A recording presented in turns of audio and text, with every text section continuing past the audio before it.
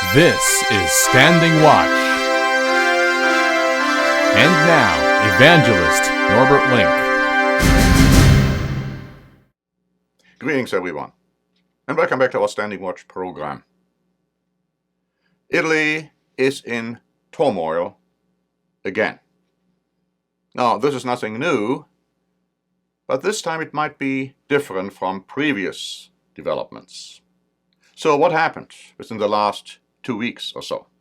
I'd like to start with an article from the Wall Street Journal, dated August 20, saying this: Italy's government collapsed, plunging the economically fragile country into deeper political turmoil.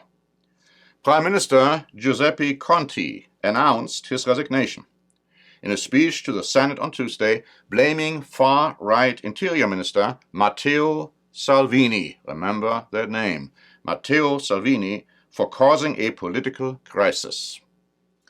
Mr. Salvini said on August 8 that he wanted to ask the Italians if they want to give me full powers. Some critics pointed out that Italian fascist leader Benito Mussolini used a similar phrase to demand power in 1922. So at that time now, we have the ending of Italy's 65th government since World War II, and of course Italy's 14-month-old populist government.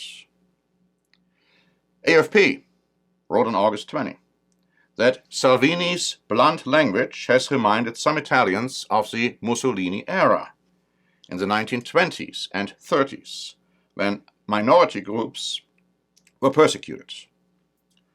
Although happy to talk about his two children, Salvini is less happy to discuss his complicated love life. His children come from previous relationships. Another interesting parallel to Mussolini. He was known to have a very complicated love life with many women, of course, in adulterous affairs and relationships. The Guardian wrote on August 20, Conte criticized Salvini's use of religious symbols in his constant campaigning across Italy, describing it as offensive to the faithful. Salvini kissed a rosary and retaliated in his response to Conte in the Senate, saying, "I will ask the Madonna for protection for as long as I live." Again, further parallels to Mussolini are striking. In order to appeal to the masses, Mussolini would pretend to be a Catholic, a devout Roman Catholic, which clearly he was not. Pope Francis recently criticized Salvini for his rhetoric when he used Hitler-style speeches. Of course, Salvini rejected that. But it's also interesting that the relationship between Mussolini and the Pope, actually the two popes, was very fragile, sometimes really hostile. At one time, the Pope was contemplating excommunicating Mussolini. So what happened next?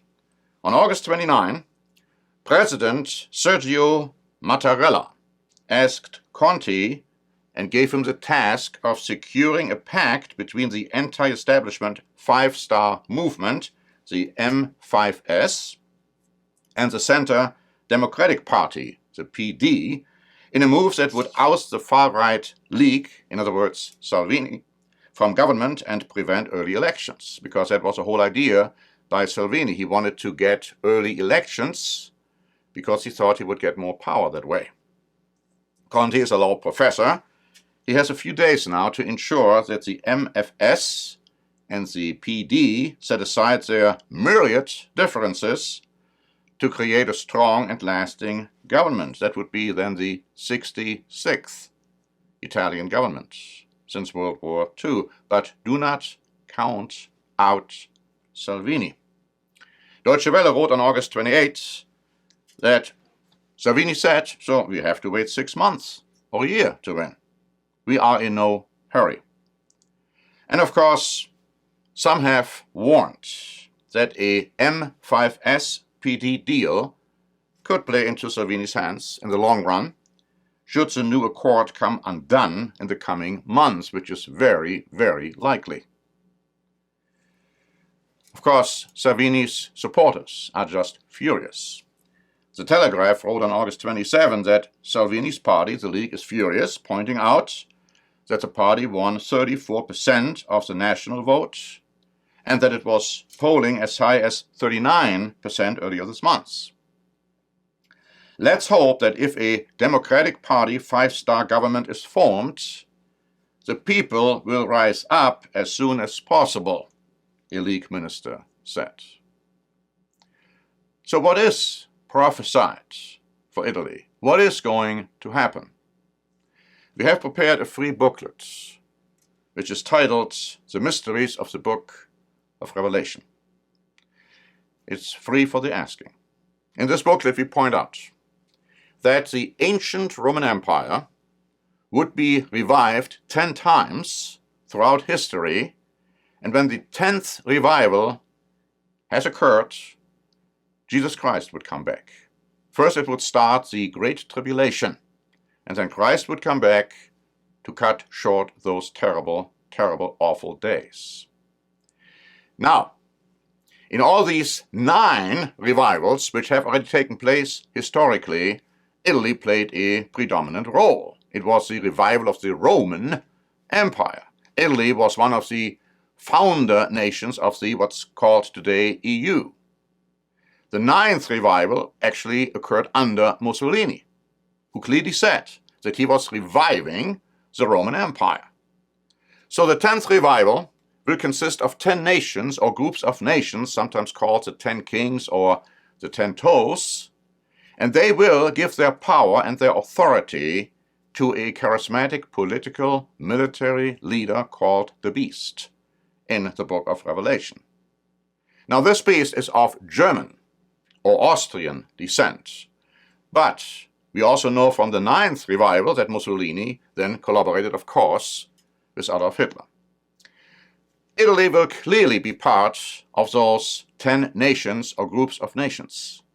And no matter what is going to develop over there at this point in the short run, I would admonish you to watch especially what is happening in Italy. And don't count out Salvini. There are other people you shouldn't count out, like Berlusconi. You got to watch. But we know very clearly from the Bible that Italy will play a predominant role in the final revival of the Roman Empire. And we also know that the Bible tells us when that happens, people will be totally surprised. They did not expect anything like that to occur. Our free booklet on the book of Revelation will tell you a lot more about it. And it will also show you how close we are to the return of Jesus Christ. Thank you very much for listening. This is Norbert Link for the Standing Watch program.